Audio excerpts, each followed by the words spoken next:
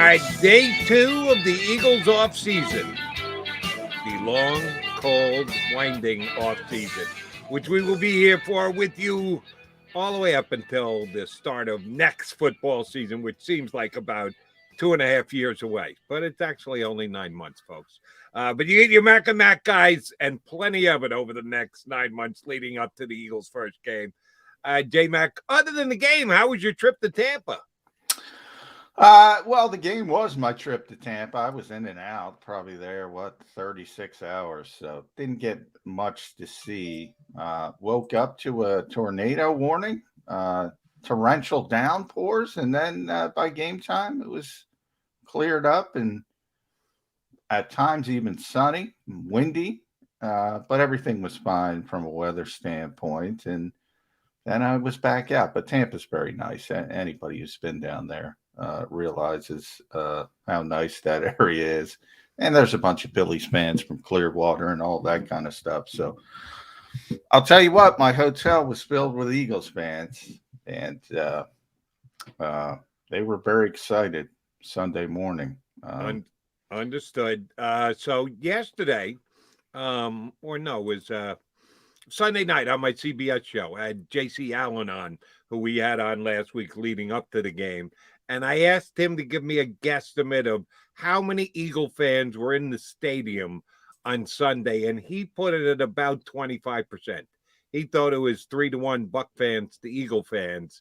I got an Eagle fan on the phone afterwards who said, no way, it was half Eagle Stadium. I'm an Eagle. I drove down. JC is a guy I like, I trust. I don't think he was underestimating. And an Eagle fan might have seen it through Eagle-colored glasses. So give me an objective judgment, if you even took the time to bother to try and evaluate it from the press box. What would you say the percentage of the breakdown was in the stand? I would say JC's about right, 25, 30, 35 at the most. Which is a lot for not 25 is not bad. 35 is borderline impressive for a team that's so good and is the reigning Super Bowl champion. So it's not as easy to get in there as it is some other cities, especially for a playoff game. So a lot of Eagles fans managed to find their way in, but it's definitely not a takeover situation by any stretch of the imagination. When the Eagles came out, a lot of times in stadiums you hear just cheers. Atlanta in the season opener, Detroit by that point was a disaster and a winless team, and just it was all cheers. Now you heard significant boos when the Eagles took the field, and they did not. The fans were not able to take over the stadium, but they got more in than most teams. There's certain teams, Pittsburgh, Green Bay, Dallas, obviously. Eagles are in that sort of category. They travel very well. And the reason that I wanted someone's opinion from down at the stadium, because usually you can get a pretty good guesstimate just watching the game home on your TV. The Eagle fans never really had much to cheer about. That before you blinked, it was 7-0, and you blinked again, and it was 14-0, and it kind of had them sitting on their hands. So I couldn't get a true read on it. That's why I asked J.C. Allen and now you as to how many Eagle fans were actually in the house. The other thing, you mentioned about the wind. Rain. What the hell happened to the rain? It was supposed to rain before the game and maybe into the game. Never got a drop. So we know that's the case. How big a factor was the wind? I think it was a little bit of a factor for both teams. It was pretty significant. Even Tom Brady early didn't look his normal accurate self. A couple off kilter throws that would typically be right on the mark, and then from Jalen's perspective, the accuracy wasn't there. So we talked about it upcoming in the week, and I mentioned how good quarterbacks, and even Nick Sirianni said it Friday. He said rain, because we talked about it with the Eagles running game. That helps the offense. Cold, like I said with Aaron Rodgers, helps the offense. It's a little bit counterintuitive from what people think, but at least with good quarterbacks, it helps the offense. Wind, that's a different animal. Nobody wants to see wind if you're a quarterback. So I do think it affected things, but remember, it was gust. It was not sustained like it is in Buffalo, for instance, and we've seen that in games in the past. When it's sustained like that, then you have really issues. So, it's kind of hit and miss. But I thought it affected both quarterbacks at least a little bit, but not enough to obviously change the trajectory of the game. Understood. And speaking of the trajectory of the game, I certainly discussed this yesterday with Jeff Kerr, did a good job filling in for you, but I even more so feel the need to discuss it now with you because you and I have discussed it plenty. And thank you very much for once again sending me my 12:58 p.m. text on the start of the game that the coin toss was had and the Philadelphia Eagles won. And as always, they deferred. Yeah, I almost wish they lost because I knew what was coming if they won the toss. And I thought it was ironic because, Rodney McLeod, Jason Kelsey, Fletcher Cox are out there for the coin toss typically, and they were again. And they kind of hesitated when they won the toss. And I think it wasn't on purpose. It was probably just one of those things where it's just second nature. But, I thought maybe it was subconscious saying, we better rethink this.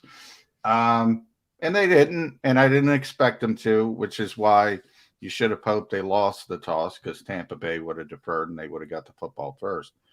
But they didn't. And it was a mistake. And I mentioned it on the post-game show from the coin toss. You can make a strong argument they lost the game on the coin toss. Yes. You can make a strong argument. Oh, I'm ready to make that argument because you know how strongly I feel about this.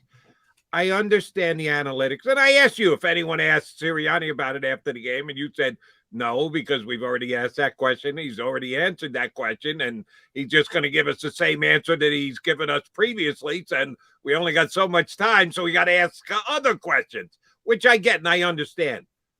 But if it were me, I would ask the question because in this particular game, I think it played that big a role in the outcome of the game. That, any other game, you already answered the question. They go with the analytics, blah, blah, blah, blah. And I get that. You've got other things to cover. This was that John McMullen is making an argument that the game was lost at the coin toss. So then, I want to ask a question about the coin toss. Why the hell did you defer again? Is there given no thought to the fact that, well, maybe we should look at the matchup? Maybe we should look at what we want to do. Maybe we should look at what they've got. Tom Brady, the GOAT, the greatest quarterback of all time. Maybe we should put analytics aside for a week and do what we think puts us in the best position to win. Nope.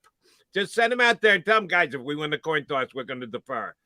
Fletcher, and maybe it was a subconscious thing that they hesitated before they said, we'll kick. John, it just annoys the snot out of me. And it's like one of the things that bothers me most about Nick Sirianni here, now that the season is over and done with. And we're only going to have 6 months to talk about this before they actually get together again. One of Sirianni's strong suits was into the season, 6-7 games, 2-5. Passing game isn't working. Trying to build everything around Jalen Hurts' strengths wasn't working. And Sirianni had the nerve. He had him hanging enough to go, well, wait a minute. We need to win games. And, we're more effective running the football than we are running these RPOs and leaving it in Jalen's hands. Let's get him under center. Let's just pound some people. I think my offensive line is that good that we can just dictate terms and run the football. I guarantee you it was flying in the face of what the organization wanted. That he had to go and tell them why I want to do this way and we need to do this going forward. So he showed the fact that he took the control and the reins of this team. Why the hell won't he do the same thing with deferring and not deferring? Does he just not get it? Is Nick Sirianni that dumb? It's interesting because I asked him the question before the game and after the game. in a more layered approach, because I'm being kind of facetious on losing the game on the coin toss. That was part of it. To me, it was the start of just an indication of a poor plan. And before the game, I asked Nick, obviously you're focused on Todd Bowles and the defense and what he's going to do to you as an offensive coach, but how much does it factor in that the other side has Tom Brady and it's so explosive, and you have to realize things like you can't get behind. You can get behind against Garrett Gilbert, and you can say, all right, we can stick with our plan. We can come back if we do some things. But Tampa Bay is not going to stop coming. They're not going to stop scoring. So a team that's not equipped to play from behind against Tampa Bay, guess what? You shouldn't play from behind. You should do everything humanly possible to play from the lead. And the easiest way to do that is to take the football first. Yep. That's my biggest problem with the issue. And then after the game, I asked him the same thing. How much stress does that put on you as an offense when you're down 2 possessions? And he went to 17-0, and he claimed it didn't. And he started to feel the press, he said, at 24. Well, that's too late. That's way too stinking late. Coach. And guess what? Further back than you're portraying. Guess what? Even with all the garbage time numbers, even with the garbage time points, and that's been a theme against good teams. So throw out the box score. I don't care who threw for what, who scored, because all the Eagles' yardage was garbage. Garbage late when the game was 31-0. And it was over. It was decided. That's why I'm not a big stats guy, because 3 months from now, Jody, nobody's going to be talking about the context of that. And they'll point to what somebody did in garbage time and said, oh, he did something. No, they were destroyed. They were dismantled. It was a 31-0 game, and Tampa Bay took the foot off the gas and trying to get – they got a lot of people banged up. They got more people banged up in that game. But from a larger perspective of the head coach and not feeling the pressure, I don't think he was telling complete truth. You don't want to throw your team under the bus and said, yeah, I know it was over, but it was over at 17. And even that's what I was saying. What's the final score? 31-15. Even with the garbage time points, you don't get 17. So it's over. You can't come back against that particular. And that was 3 of the first 4 possessions. 17-0. Game's over. Right. They just got handled, abused. The final score not indicative, because you're right. The Eagles scored the last 15 points. It was 31-0 at one point. Sorry, Coach, if it didn't dawn on you that we're in trouble till it got to 24-0. Shame on you. Come on, you're an NFL coach. You got to know better than that. And the thing, again, I didn't like the game plan at all from an offensive perspective. And I know a lot of people are killing Jonathan Gannon. I was texting some people. I can't even get to Gannon before I haven't been able to get past this offense. I don't understand. You brought up some of the early stuff.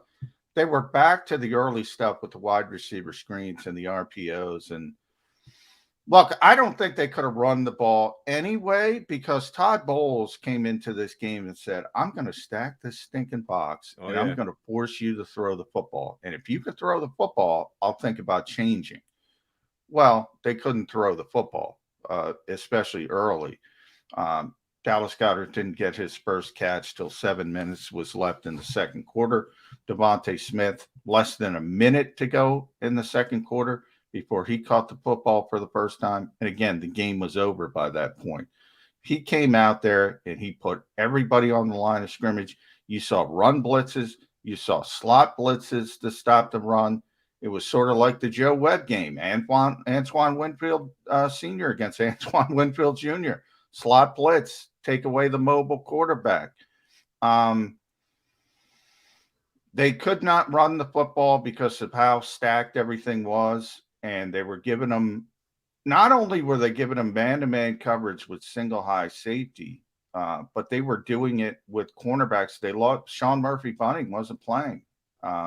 They were down 2 corners. And they said, guess what? You guys can't throw it. You guys can't beat us throwing the football. They challenged the Eagles, and the Eagles didn't try. But let me Other jump in and ask you a question, John, because first series, first play of the game, the Eagles' offensive line came up, and they seemed to almost be in a college stance. They had linemen without their hand in the dirt. They got their hands on their leg. It looked like a spread offense that they were coming out with. Now, you're right. If you go back and watch the film and you see what Tampa did, they put 8, sometimes 9 in the box and said, oh, yeah, we dare you to run against us. You can see that. The Eagles were ready to go to this spread offense before the ball was ever snapped on the first play. And they did it throughout the first series. That's the one that really bothers me.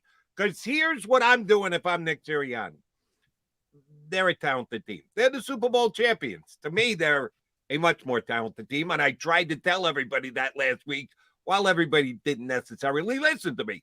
But still, if I'm coming into the playoffs and I've made my way into the playoffs and I went ahead and sat all my players in the final regular season game to get as healthy as possible to take a shot in the playoffs, I'm going mano a mano. I'm going to – if I got to hand the ball up between the tackles 3 straight times on the first possession, that may be the game. That could decide the game. Oh, except we deferred and we gave up a touchdown before we ever put our offense out there on the field. But I'm giving my 5 big guys up front the chance to just stone cold dry block. You can win the numbers. You can put a lot of guys in there, but I'm putting faith in my guys that we're going to be able to move the pile and we're going to be able to get a first down. And we're going to make a statement that, yes, we're here. It's the playoffs. You may be the favorite, but we're going to fight and we're going to do it our way. They didn't. They were trying to run some kind of offense that I hadn't seen in months here in Philadelphia.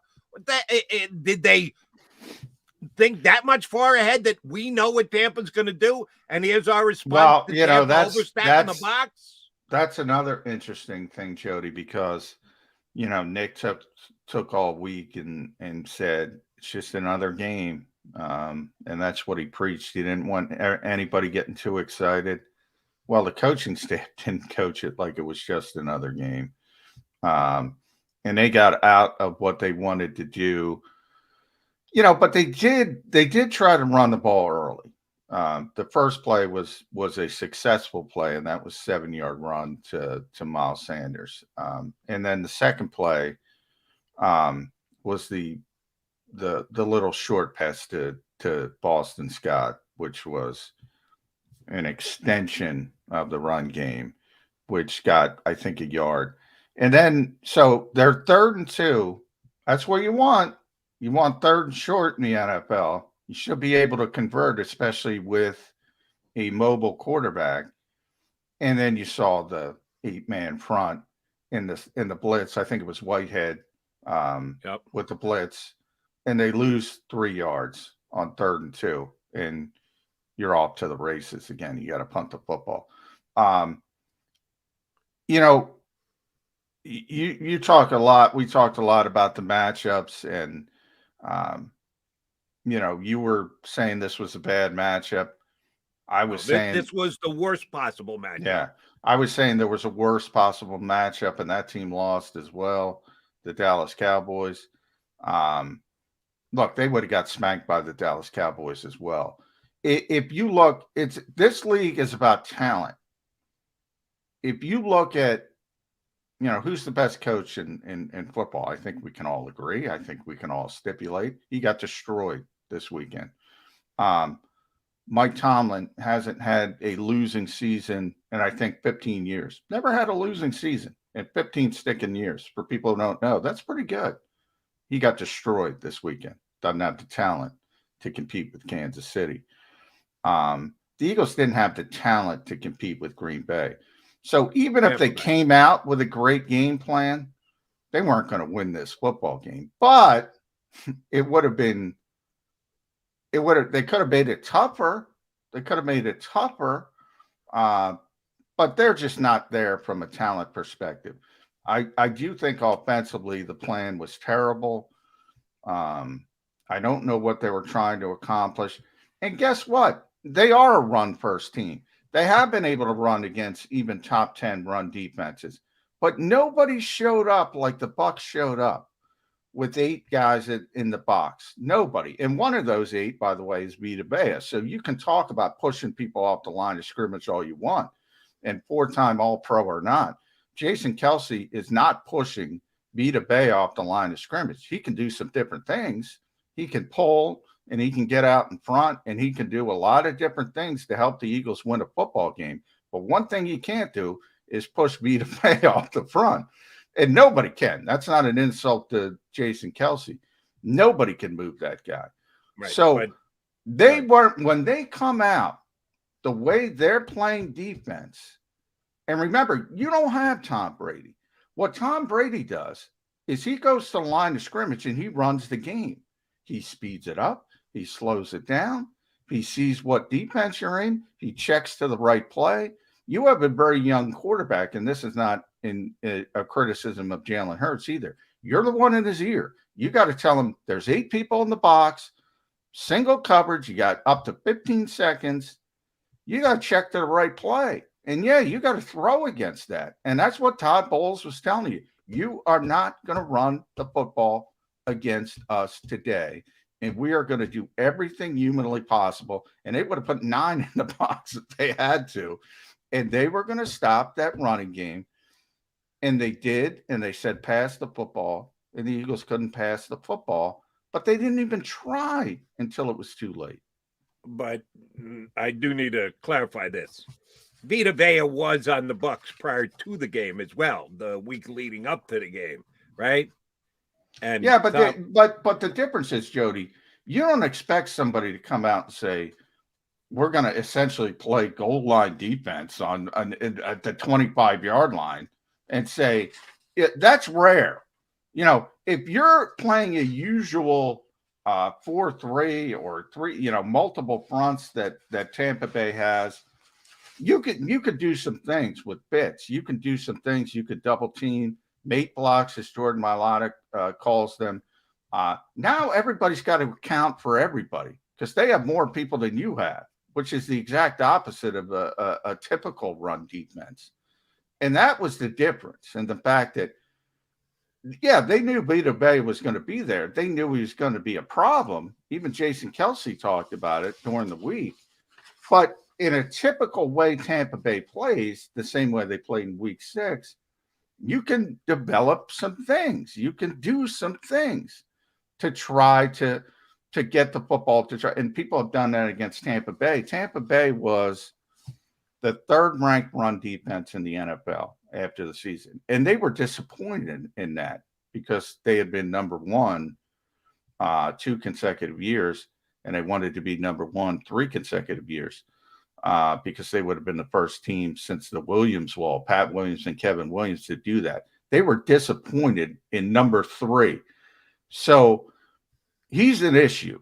But you can deal with it. You can't deal with it when there's 8 people in the box because you can't double team the guy. Understood. But Todd Bowles is one of the more respected defensive coordinator. Vita Vea was there, and there was a hurdle the Eagles had to get over, and they didn't. Whether they were prepared for it or not, that's on their coaching staff. Vita Vea is as good as he is, and I think Tampa's run defense is good. Not as good as I wouldn't call them a top team, but a solid run defense, which, oh, by the way, they got healthy and got some guys back, which helped them this week, which I don't know if Eagle fans and certain media members like John McMullen factored in going in. And Tom Brady's Tom Brady. Did we not expect to get what we got from Tom Brady the same way you didn't expect the defense coordinator, the Tampa Bay Buccaneers, to play 8 in the box right off the bat? No, well, I certainly did. But when this speculation, we're back to the question: Dak Prescott, Tom Brady. How did you possibly think that the Cowboys were a tougher matchup than the Bucs for the Eagles? Because it had nothing to do with Tom. It had to do with the Cowboys' playmaking, and I still believe the Cowboys would have destroyed the Eagles but it would have been a different type of game. It would have been 40. They would have dominated the Eagles more than the Bucs did. Well, they would have dominated them offensively more than the Bucs did. Remember, after the Bucs scored, when it was 14-0, and they got the ball again. And you remember they were driving the football again. Then the Eagles held them, and it became a 17-0 game. That nice little run. Singleton was good in pass coverage underneath Gronkowski. Then you had, I think it was a tackle for loss from Brian Kerrigan. Then you had a sack. They had 4 sacks in this game. By the way, if you told me they had 4 sacks against Tom Brady, I would have called you a lunatic. And they got 4 sacks in this game. And it was a really good defensive series, probably the best defensive series of the game for Philadelphia. And they held them to a field goal. It was 17-0. You said, all right, maybe there's a little bit of life in this team, but the offense can do anything. But it stayed 17-0 for a while. The defense settled down at least a bit, and it stayed 17-0 until Jalen Reagor's, which is another issue, his first punt up because he had 2. And obviously that gave Tampa Bay short field momentum, and they go in and score. And that was really the nail was already in the coffin, but that was the final nail. The defense actually played better than I expected them to play, holding them down for that period of time. But again, I took Tampa Bay to win by 11 points. I took them to win 33-22. What I kept saying is it is not a good matchup. It is a better matchup. I said the team I wanted was the Arizona Cardinals, who were an absolute embarrassment last night, as I expected. And by the way, offensively, the Cardinals remind me a lot of the Eagles because all they can do as far as the passing game, now they have better skill position players, but all they can do is off-schedule stuff, which you can't count on. You know, it's Kyler Murray extending the play, throwing this, and that's great. Everybody loves when it's working against bad teams and highlights and everything. Wow, that's awesome. But you can't count on it. When it's 3rd and 7, you got to be able to run a stinking slant and get to the sticks and move the sticks. And that's what quarterbacks like Tom Brady do so well. But his ability to run the team at the line of scrimmage, that's what you need in the NFL to be consistently successful.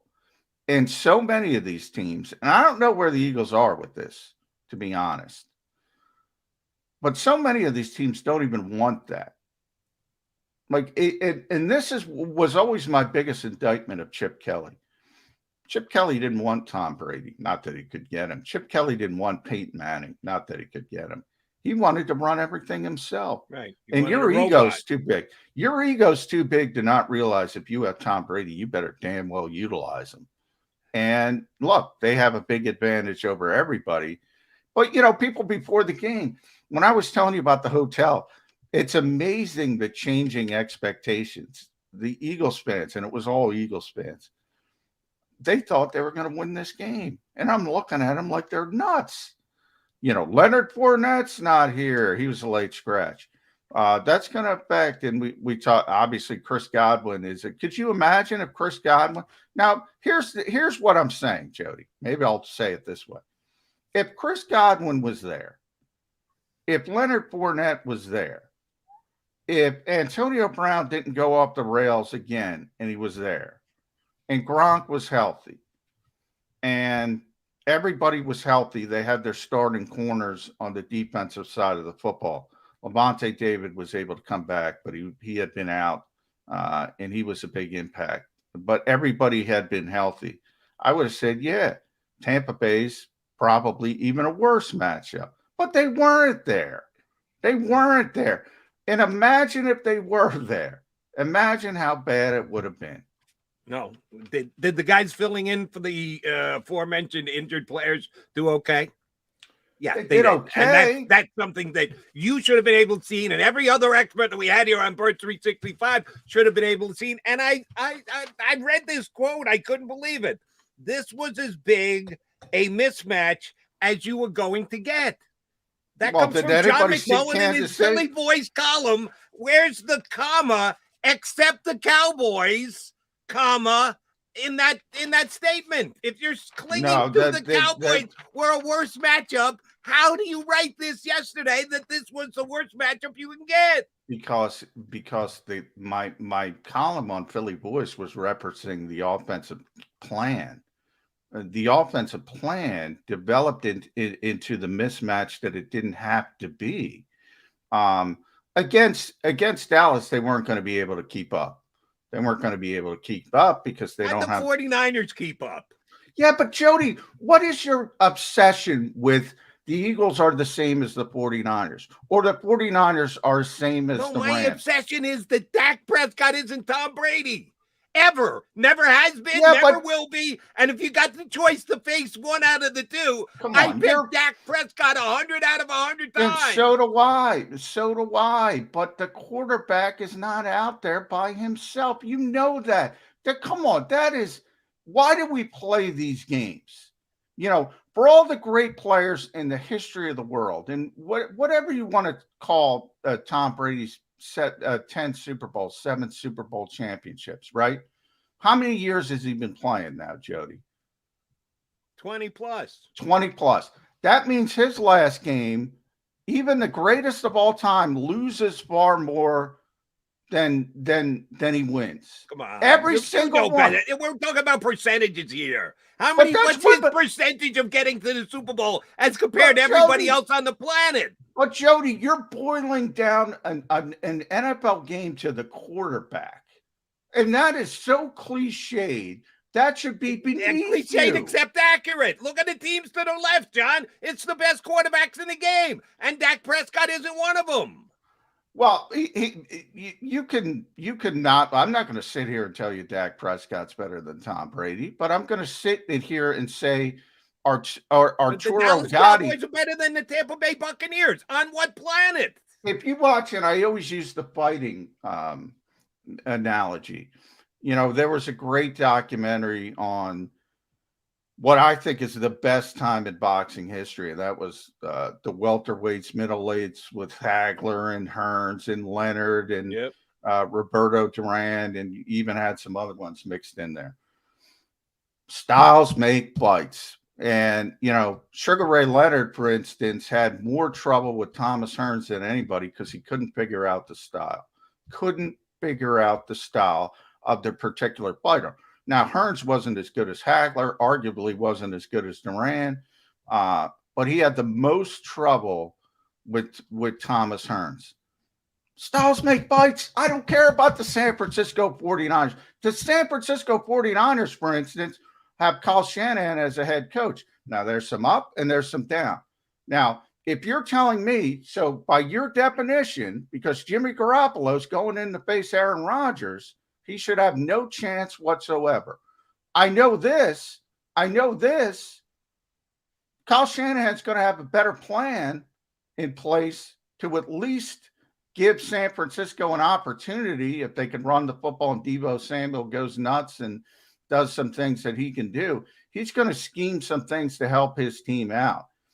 I mean, I'm not going to sit here and say Dak Prescott is better than Tom Brady. That's not why I said the Eagles match up worse with the Cowboys than the Buccaneers. But I'm also going to say, even in the instance of Tom Brady, the quarterback can't win the football game by himself. Can he help you? Of course he can help you. I think Aaron Rodgers, and I say this all the time, I think Aaron Rodgers is the best quarterback I've ever seen in my life, in my career, in my history. I don't think anybody has played the position at a higher level than Aaron Rodgers when he's humming at his optimal level. I say it all the time. He's got 1 Super Bowl championship. You can't win things by yourself. Michael Jordan, how many NBA titles? How many years does he play? You lose more than win at the end. Everybody's unhappy. It's not about one player, even the quarterback. But yes, I'd rather have. John, let me ask you, what about the Cowboys made you believe that they could be successful in the playoffs this year? Certainly not history. Successful. Certainly not no results. Only your personal evaluation of the talent of the roster. Was that what you were basing it on? The Cowboys have proven to be a choking I team think, the last I 2 think, years, 4 years, 6 years, 8 years, 20 some odd years. You want to go back the last time they made the Super Bowl? Yes, I factor that in a great deal. Quarterback is at the top of the list, but then you look I at the don't know rest of where the you team. get. What Cowboy players ever done anything in the playoffs? I don't know where you get. I said Cowboys can be successful in the playoffs. I said they were a bad matchup for the Philadelphia Correct. Eagles. Correct. If I was going to say the Cowboys were playing Tampa Bay, I would pick Tampa Bay. If I were going to say the Cowboys were playing Green Bay, I would pick Green Bay. So I don't know where you're getting. They have a very talented roster. I thought they would beat San Francisco, but I also said, and you can ask Ed Kratz when we have him on the show, I said they're going to have trouble with San Francisco because San Francisco is going to show up with San Francisco would have been a harder matchup than the Eagles. Yes. Yeah, I agree with you on that. They're going to have trouble against San Francisco. Should have won the game, and you're right in that aspect. Coaching plays into it. Bad decision plays into it. They're a very undisciplined team. But I've seen this team play the Eagles up close twice, and even the junior varsity, the varsity game. Yeah, that's irrelevant. They can't deal with those receivers where the Eagles are right now defensively. And I knew the Cowboys would score 40-plus points against the Eagles, and the Eagles aren't capable of scoring 40 points at this stage with their particular offense. That was my whole mindset. And again, I picked Tampa Bay to win by 11 points, and they probably would have won by 11 points if the Eagles came in with an even competent offensive game plan or somewhere in that nature. I'm not going to say would have nailed the score, but I thought the coaching really impacted their ability to compete in this game even further. But yeah, they had Chris Godwin and Leonard Fournette and Antonio Brown. Yeah, it would have been. You might as well not even have shown up, and you can argue they didn't show up anyway. No, and coaching was another reason why I thought in a comparison matchup against the Eagles, Tampa Bay or Dallas, I'm going to take Tampa every single time because coaching does matter that much. Well, they do have a quarterback is only one of 22 guys on the field. Well, coaching is a pretty big deal too. And when you compare the Tampa coaching staff to the Cowboy coaching staff, not even in the same neighborhood. And that's why the Bucks were absolutely but even that, I'm not. It is a talent-driven league. I'm not gonna say Buffalo is a better coaching staff than New England. I'm not going to say that. Now, Kansas City, you can say Andy, but Mike Tomlin's very good. But Mike Tomlin isn't certainly a bad coach, and his staff is certainly not doing a bad job. Talent is first and foremost in this league. And how did the Cowboys get beat on Sunday, John? If they're that talented a roster, if you're saying it's all about the talent, and the Cowboys have that kind of talent, more talent than the Tampa Bay Bucks, how did they lose that game? Well, let's start with 14 penalties. Let's start with the stupid those talented players are the ones taking those penalties, right? Are you not factoring that in when you're judging and evaluating the talent of the Dallas Cowboys? Well, I mean, when you let's talk about the first drive of the Eagles game. Now, again, everybody loses the perspective. Everybody loses the context. We talked about the wind. I think it was the first play was a big run. I think it was 16, 17 yards by Vaughn. And you say, uh-oh, here we go. Then the second play was a short pass to, I think, Gio Bernard that was off target, way off target, which is atypical of Tom Brady. It was a short throw.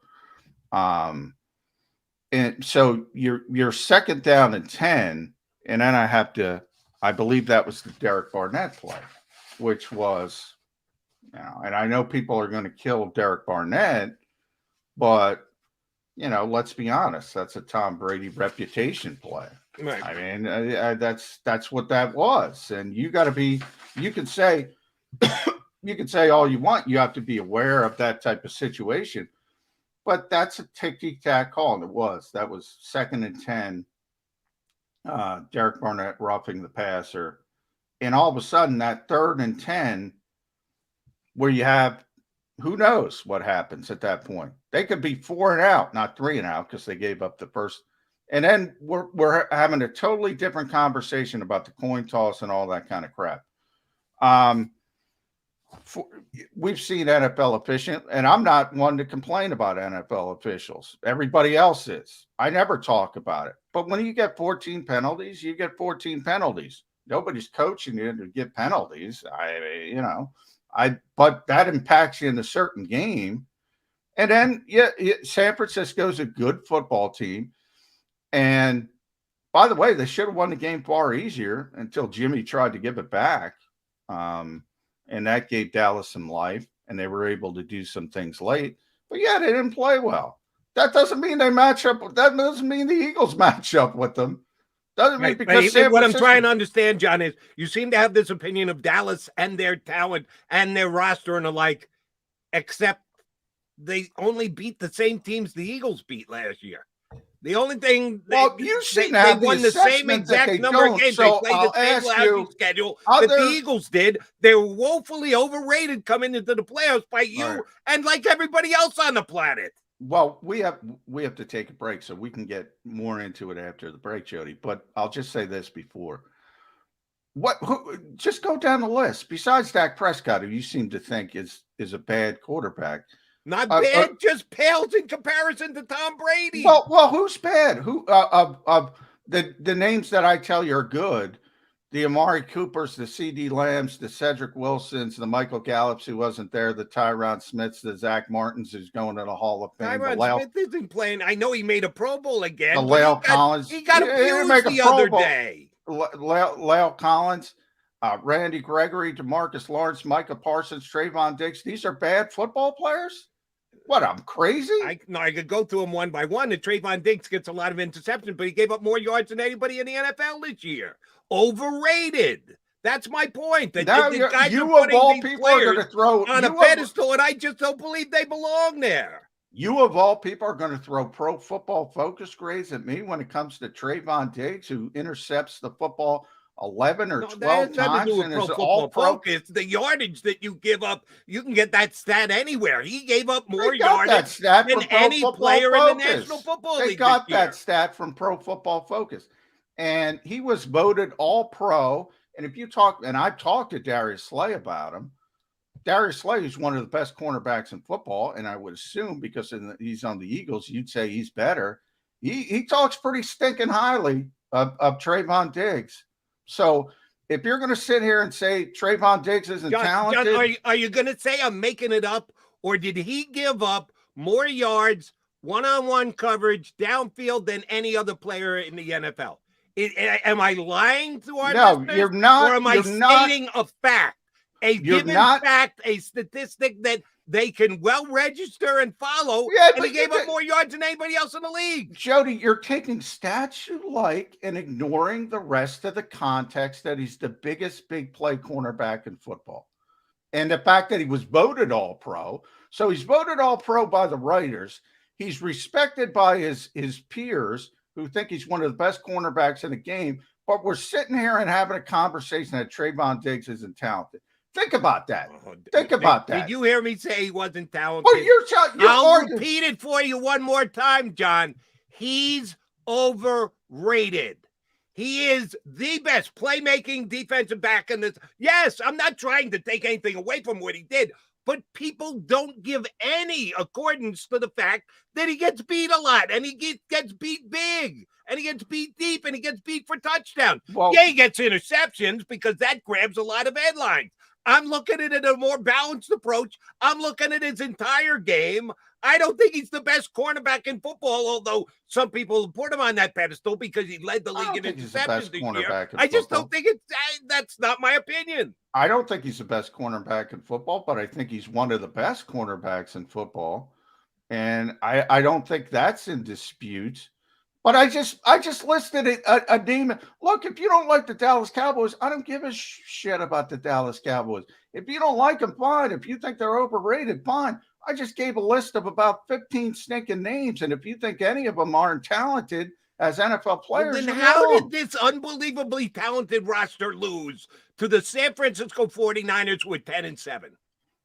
But you've never seen an upset in the NFL? Is that what you're going to sit here and say to me? Oh, I'm looking at continued playoff coming up short with the Dallas Cowboys. Oh, you have a problem back, with it. You can make a issue with the Dallas Cowboys organization. I'm right behind you. It's a bad organization. Dallas they make Cowboys bad organization that we talked about last week and comparing them to the Tampa Bay Buccaneers as a potential opponent for the Eagles. We got to go to a break because Sanders got. Is this Birds 365 or Cowboys 365?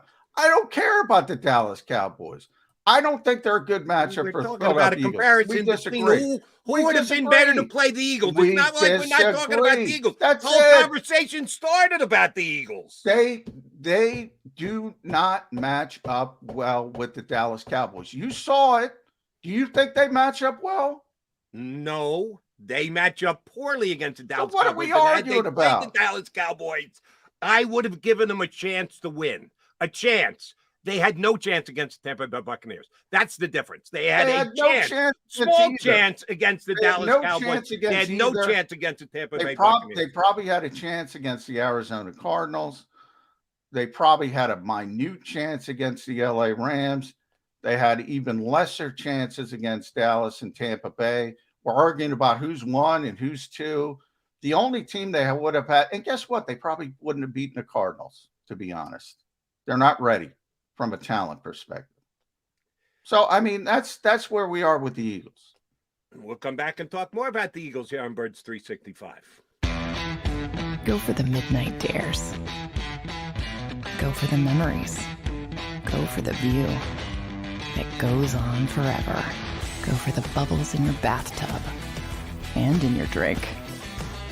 Go to bed whenever you want. Or don't. Go for him. Go for her. Go for the win. Go to Ocean Casino Resort. Book your trip at theoceanac.com. At Stateside Vodka, every new customer gets the world's best rocks glass. Free. What's that? A rocks glass? You're telling me that bottle is cut in half? You could say that.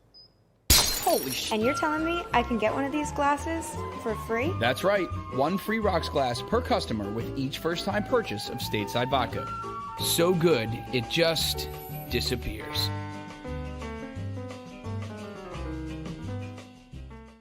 You know you like being right. That's why you should enroll in an Independence Blue Cross plan. It's the health plan chosen by more people than any other, with more doctors and hospitals, more benefits that really rock, more of the coverage you want for the right price, including free doctor visits 24/7. It's a choice you can feel good about, because when you're right, you're right. And when you've got Independence Blue Cross, you're right where you need to be. Call 1-844-200-2583 today to get an Independence Blue Cross plan.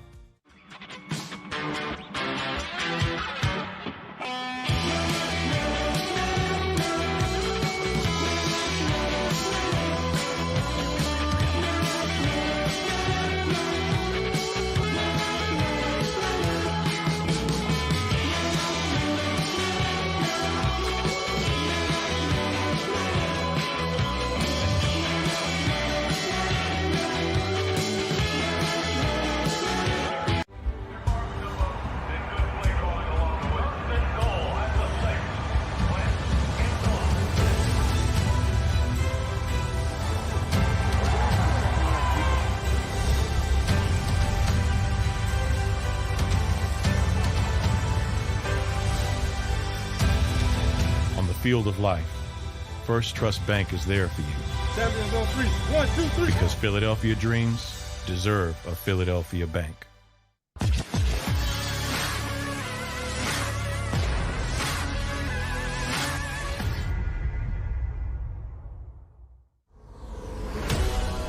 Welcome back, guys, here on Birds 365. Our long, arduous offseason is underway. It's a good one, though. Beat down. Fired up early in the day. Yes, and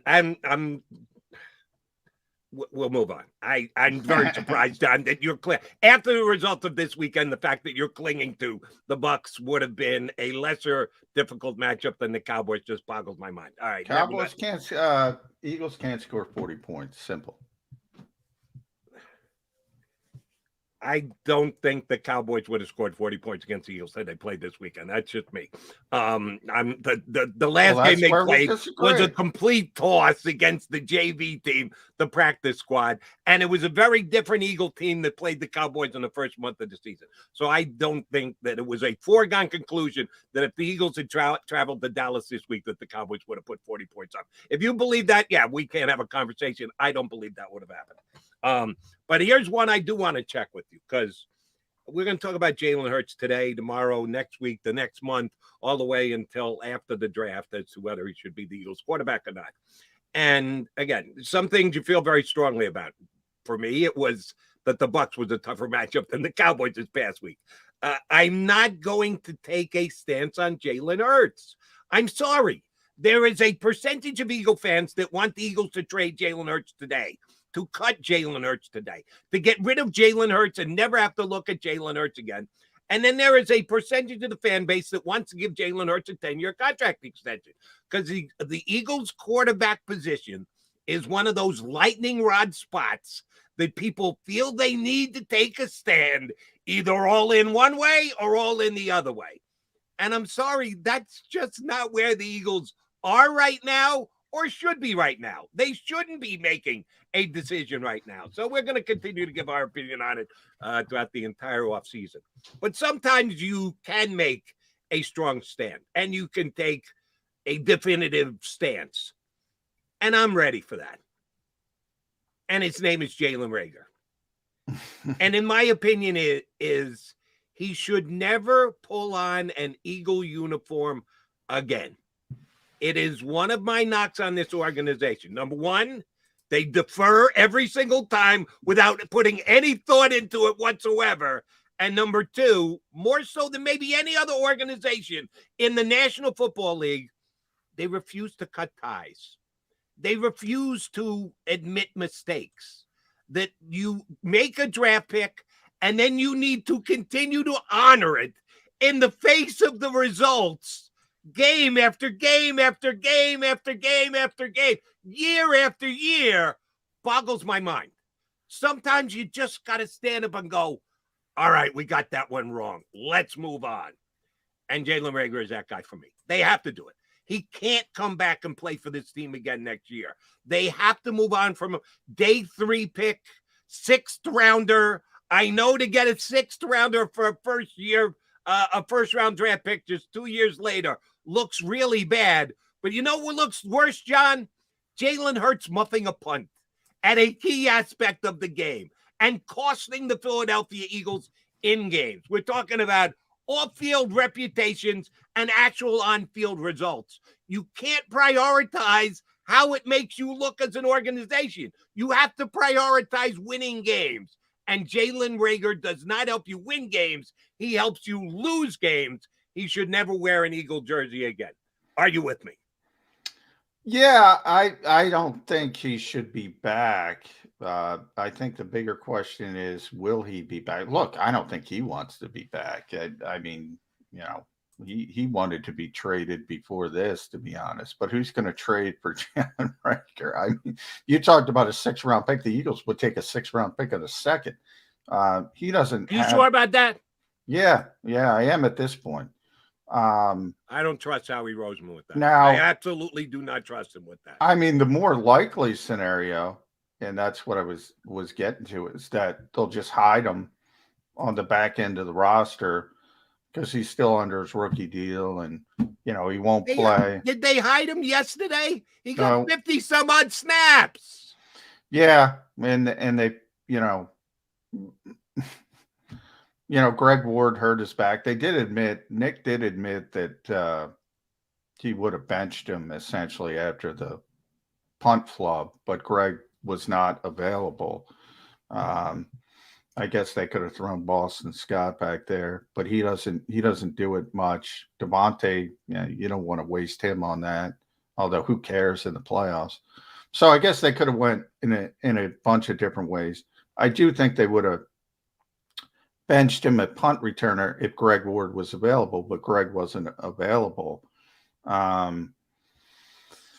Yeah, there's no defending Jalen Reagor at this point. It's obvious it's not going to work here. Maybe he can become. He needs to change the scenery. Maybe he can become a NFL player in another city with less. I'll call it passion, with less of a microscope. Remember, if he goes to another city, he doesn't have that expectation. He doesn't have that pedigree. Maybe that takes a little bit of pressure off him. And maybe he can turn it around, but he's not turning it around here. He's not. He's not. Will he be here or won't he be here? I think the Eagles would love to get a 6th-round pick for him at this point. I would just, if I had to, I'd eat it. I'd release him. As would I, and I just the track record is what it is, and the Eagles cling to these first-round draft picks and continue to wait it out. And well, they were right with Andre Dillard because they're going to be able to get something for Andre Dillard. They were right to wait that out.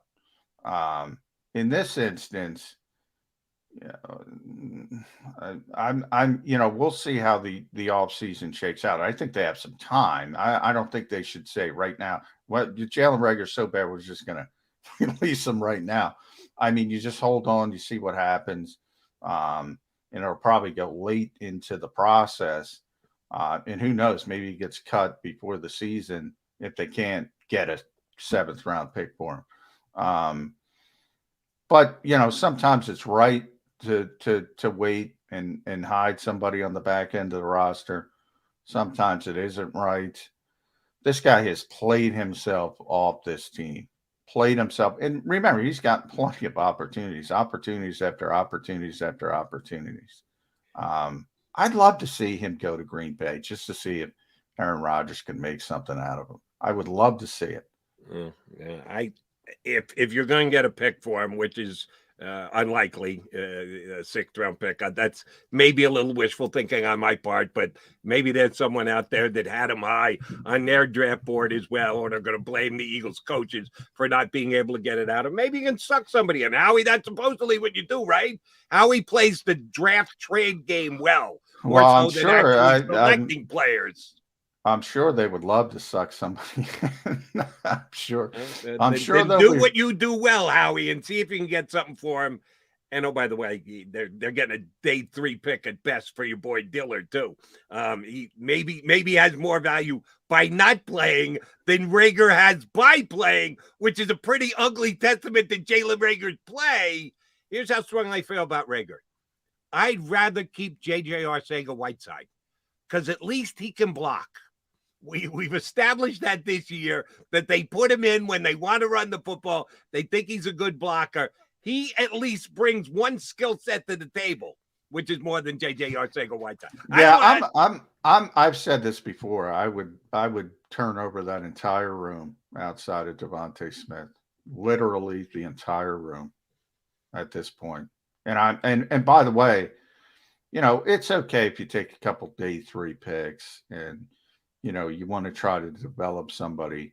I'm going free agency. The Eagles have money. I want a proven commodity because this organization and this coaching staff, and now we're talking 2 coaching staffs.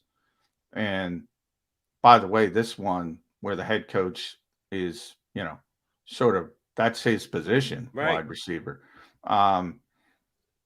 They can't develop wide receivers. There's certain organizations that develop certain players, like the Eagles, offensive linemen.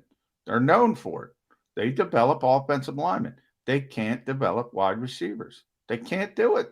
And I want a guy who's already proven and is already ready to go because too many hits at that particular position. Is that an indictment of Sirianni? The fact that their wide receiver room was... It wasn't like they put a lot into it. That Smith is a 1st-round pick, certainly. But other than that, they didn't sign any wide receivers. Well, they put a ton into it when you go first round, 2nd round in 3 consecutive years. Now, Nick's no, not. I mean, just this offseason. I'm talking about since Sirianni came on. If you're evaluating Sirianni, then you only evaluate him from the time that he showed up. No, but one of the reasons he was brought here Not the only reason, but I remember saying this in training camp. He spent an inordinate amount of time with these receivers for a head coach.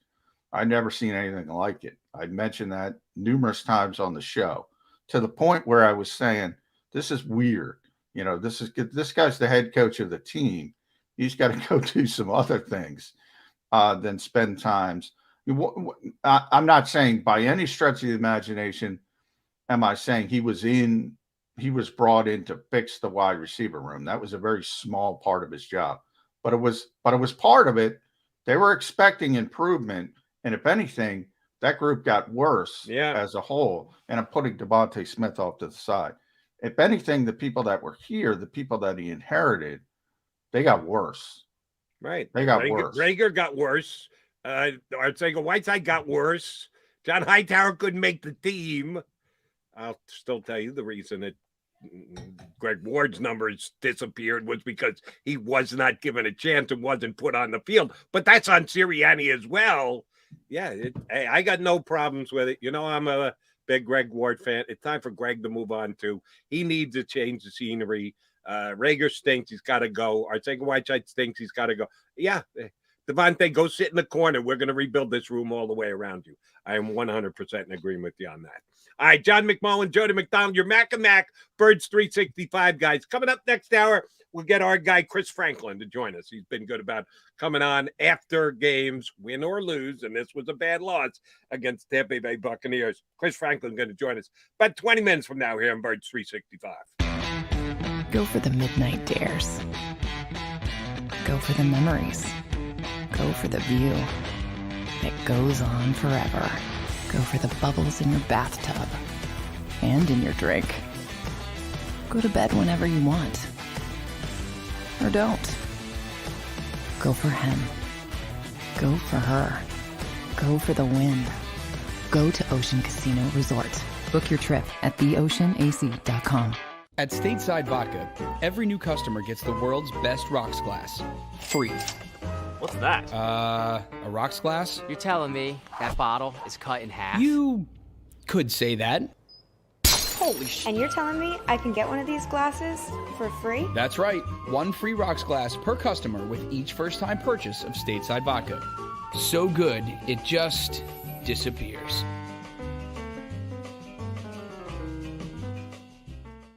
You know you like being right. That's why you should enroll in an Independence Blue Cross plan. It's the health plan chosen by more people than any other, with more doctors and hospitals, more benefits that really rock, more of the coverage you want for the right price, including free doctor visits 24/7. It's a choice you can feel good about, because when you're right, you're right. And when you've got Independence Blue Cross, you're right where you need to be. Call 1-844-200-2583 today to get an Independence Blue Cross plan.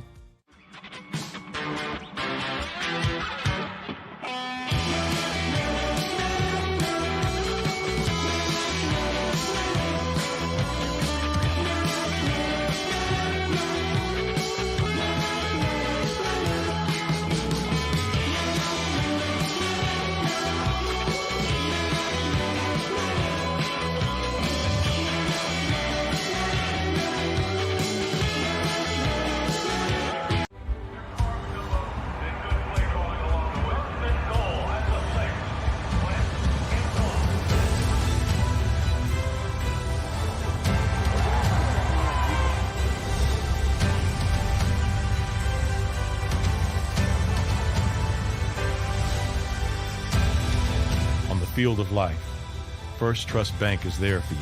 Champions on three. 1, 2, 3. Because Philadelphia dreams deserve a Philadelphia bank.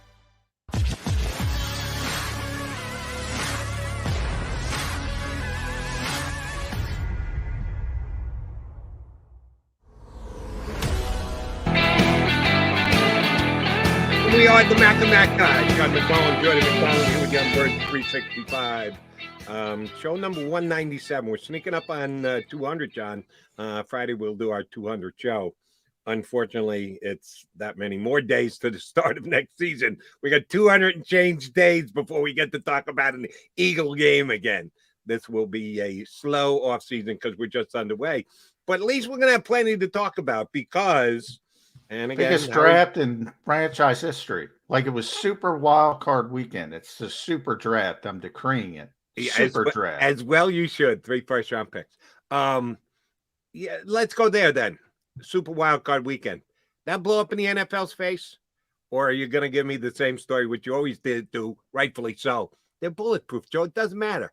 Doesn't matter how bad they screw things up. They're still the NFL. They throw it on TV, and people flock to it. Oh, yeah. In tens of millions of numbers. I know the numbers for last night are going to be astronomical. So, yeah, I mean, people say what they want. People, I can't even look at my Twitter during games because I brought it up a little bit before, the officiating, the constant complaints about the officiating. It just gets old to me. It is what it is. There's nothing you can do about it. And it's just, everybody talks about how terrible it is, and it's the worst it's ever been. You're not turning off the TV, so what do they care? They're not going to fix anything. I mean, they should go to a sky judge at all times and get everything right and just radio down and say, hey, guys, you got that one wrong. They do it on some plays. They don't do it on other plays. And it would clean things up dramatically. It would make things quicker. I've had this discussion with people at the league office more so, and I probably told you the story, Jody, because they want to make this league popular outside of this country, because football is a uniquely American sport. It's not like basketball or soccer or hockey where other countries like it and understand it. Nobody else stinking understands football outside of this country unless you grew up with it. And nobody gets that in the NFL office. They're like, what do you mean? I asked them, this game's kind of complicated for people. If you could imagine you're my age, Jody, or your age, and you grew up in France, and you're like trying to figure out an NFL game, it's not going to go well for you. Not going to go well for you. I've been covering this league for over 20 years, and I don't know all the rules. They'll pull out some arcane, and I'm like, what? And just this week, the umpire came into it. Perfect example. The Dallas game, that there's a whole bunch of guys. No, I knew that, but a lot of people. The referee has to set the ball. They probably said to themselves, "Oh, that's true." That they didn't really realize it at the moment. Nobody had to hear about it. I can't tell you how many times I saw that clip, and they're saying, "What is the official doing, bumping into Dak Prescott?" He's trying to help Dak Prescott. Yes. Dak Prescott made the mental mistake. The umpire's got to handle the football and place the football down after every play. That's why you don't run a quarterback draw with 14 seconds and no timeouts. And that was a bad decision by whoever made that decision, whether it was Kellen Moore or Mike McCarthy or Dak Prescott, and probably a combination of all three. And then when you are Dak Prescott, you have to have the common sense to say, hand that football to the umpire. And then you have the sliding goalposts, so to speak. Then after they figure out all the critics, oh, that is right. The umpire's got to hold the ball. He didn't make a mistake. Then they start talking about his lack of athleticism, the poor guy. Oh, he's too far behind the play. Oh, he can't catch up. Oh, he's not the same level of athlete as Dak Prescott. Well, yeah, duh. But yeah, things like that. And guess what, Jody? They'll all tune in this weekend. They're all tuned in this weekend. So the NFL has no sort of impetus for change other than, I don't know. Some of the things they do change, I scratch my head. Why they try to make the game over legislated, which I talked to you a lot about that. It drives me crazy. But I can't control it, so I'm not going to complain about it. Well, and this is one thing they won't change, and this won't go over well with Eagle fans. Last year, they expanded the playoffs. So this is year 2 of the 7-team playoffs. Seven is too much. This year, they went to 3 days of it to emphasize the fact that they've got this many teams making the playoffs with the first ever Monday night playoff game. How did 2 7th-place teams fare this week, both from the state of Pennsylvania? Not good.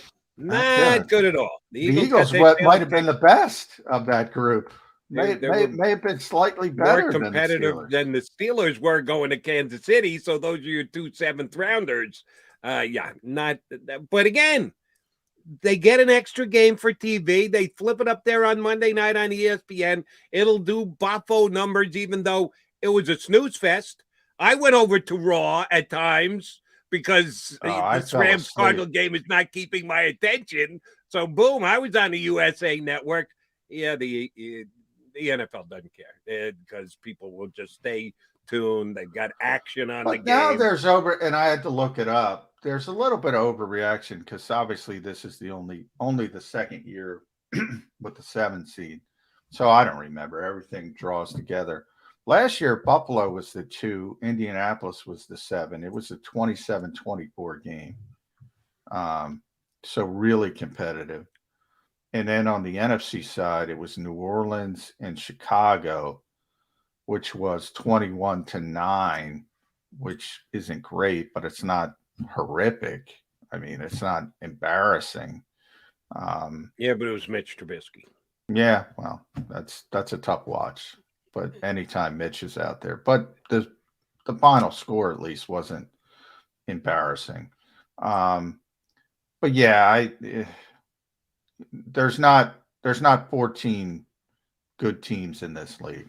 So and that's why divisional weekend. This will be the best weekend of year. If you're just a pure football fan, yep, you're going to see good teams against good teams. And you get 2 games on Saturday and 2 games on Sunday. So you're right.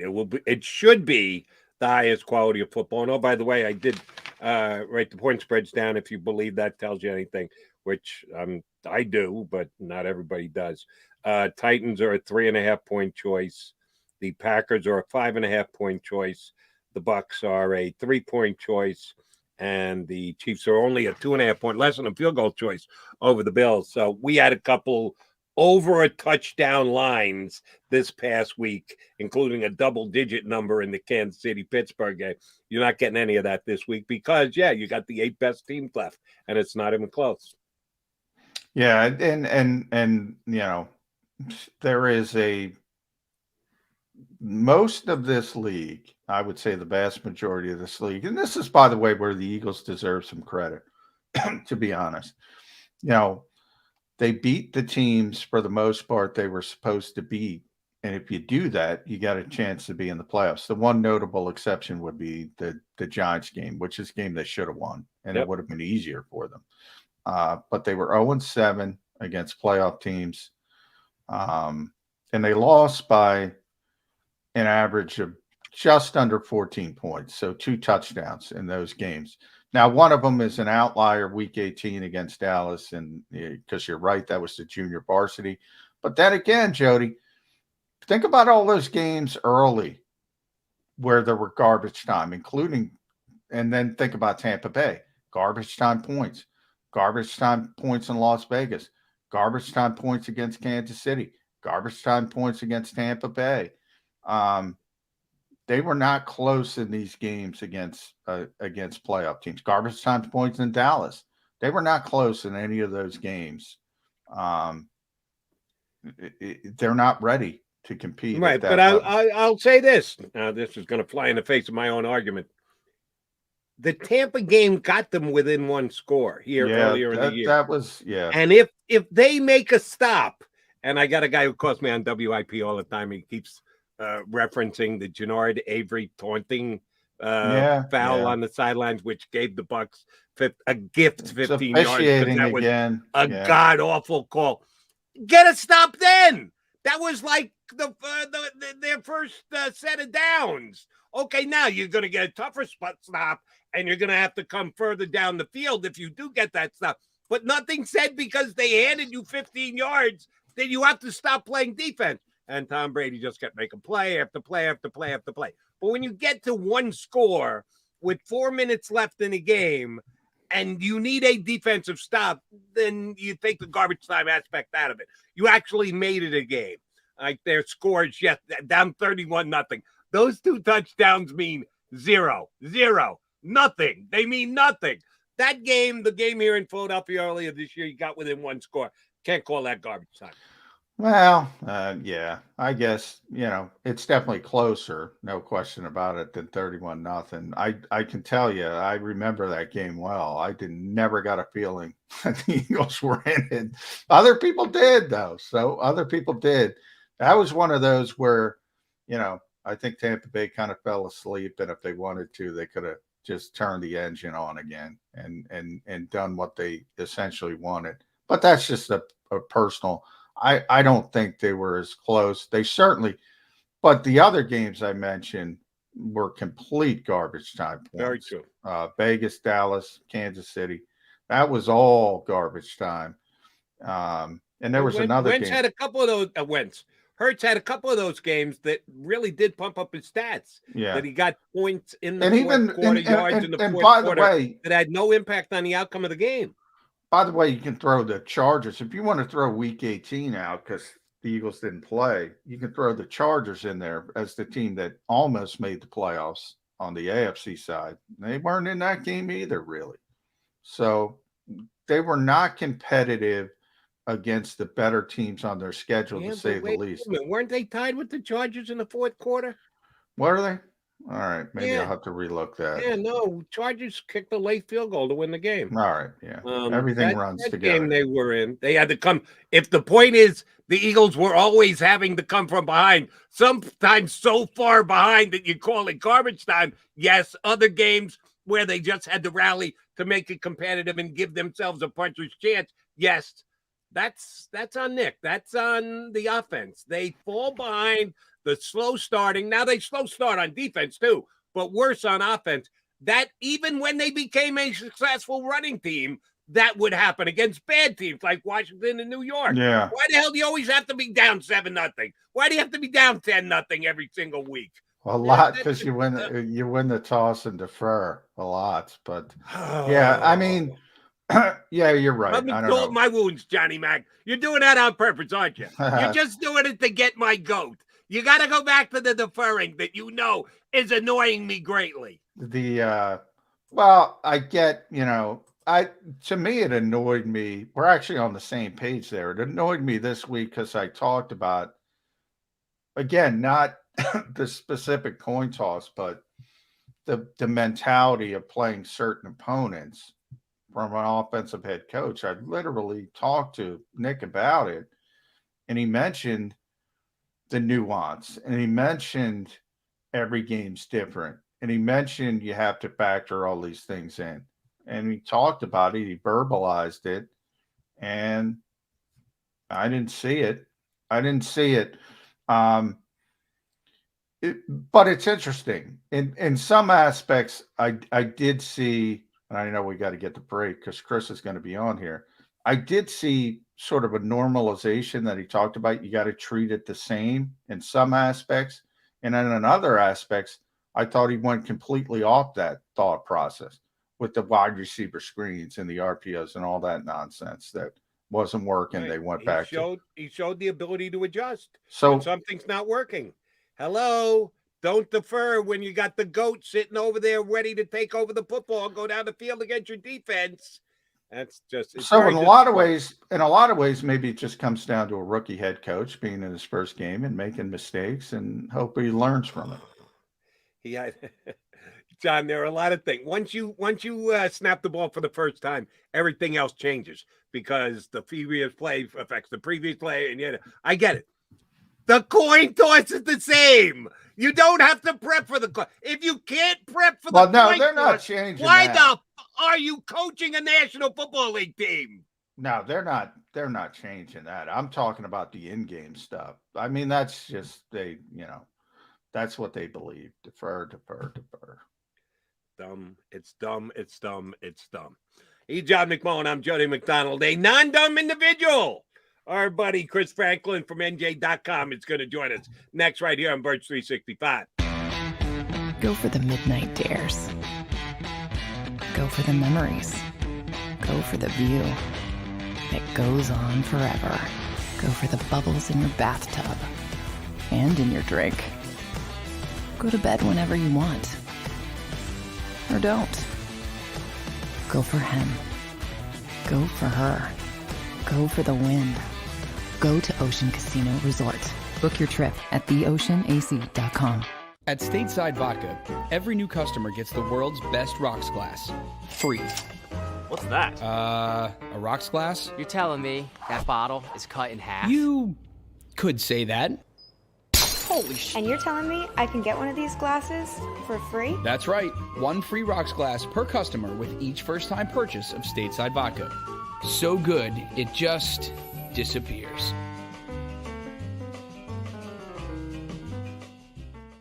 You know you like being right.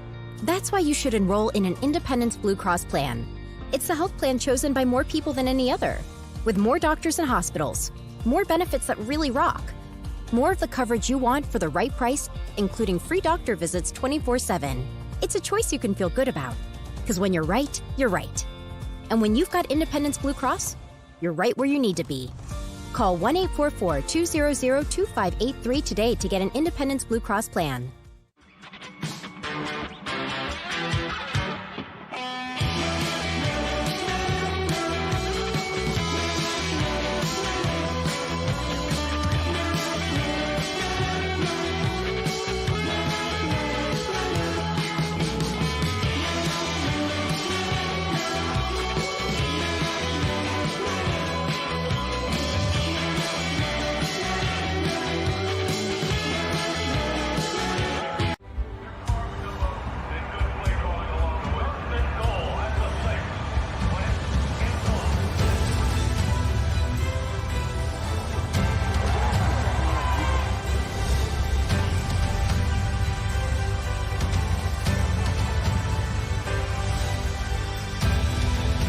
Field of life, First Trust Bank is there for you.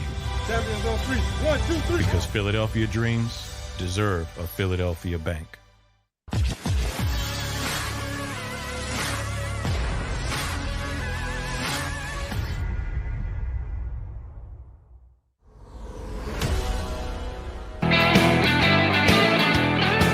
Welcome back, guys, here on First 365.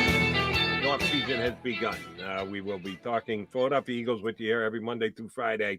Save a couple of holidays between now and when camp opened up, and then preseason games, and then actual regular season games. It's so far away, I can't even see it. And we will tap into smart people like Chris Franklin over the course of the next 9 months until we get to actual Eagle games again to help us with our journey. Chris, what is the blue over your left shoulder? Are you wearing suspenders, or is that just like? Oh no, it's light. Okay, looks good on you though. Thank you. Like it's the R. You were going with a new look, one side suspender. I liked it. I thought you were a fashion trendsetter. Yeah, you know that's the first time anybody's ever said that. Now, never probably ever be said again. So I don't know what's going on with that. It takes one to know one. You're truly not a fashion trendsetter either. No. Chris, can I ask you a question here before we get underway and break down all Eagle stuff? Yeah, definitely. How much would I have to pay you for you to ask Nick Sirianni today why he deferred at the beginning of the game? I know you guys only get one question apiece. Sometimes you get to sneak in a follow-up, and you've got your own ideas on stories and everything else, and I'm not as tied in as you guys are. I give you guys a ton of credit, the hard work that you do. You get a little bit of a break here coming up, but tremendously hard work you did for the last 4+ months. What would I have to give you to ask Sirianni that question? Well, I heard trips to Bora Bora are pretty nice around this time of year, Bora especially with the Bora? cold. One suspender Bora. look actually is in high fashion. Bora Bora, that's where you want to go. You know, I heard those trips are pretty good around there. I mean, I'll settle for Hawaii, but that's about it. Oh, sorry, the phone's going off at the same time. Nah, see, somebody's calling right now trying to ask. That's like, Nick what's going on with Sirianni that calling. So somebody's offering you more money than I am. You get in the bidding war here, right? You get a 2 round trips to Hawaii. That's Nick Sirianni calling to say, you know why. Yeah, it's like, yeah, he knows right now it's coming on, and I know I'm in trouble. Him or Gannon, either one of them for you. I told you guys not to do it. Oh, great. Yeah, I can see that right now. So we've had with Chris. Usually we do this post game, thing with you the day after the game. We were both traveling back from Tampa, so you've had a little bit of a lull to digest what you saw in Central Florida. What there's a lot of things to complain about, but what were you most disappointed about by that performance?